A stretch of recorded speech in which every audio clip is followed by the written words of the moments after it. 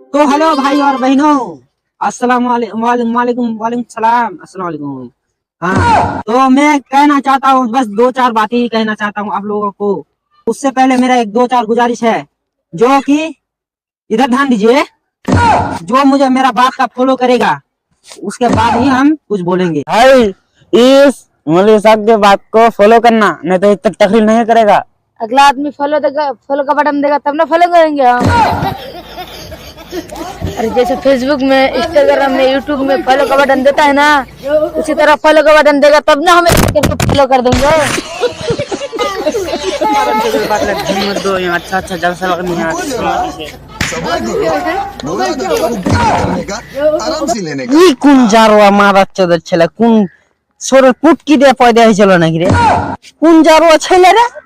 হ্যাঁ, আমি কইনু কি যে হার কথাটা ফলো করিস, তো কই যে ফলো বাটন লাগবে। হ্যাঁ, তোর ঘে জালসার কিছু।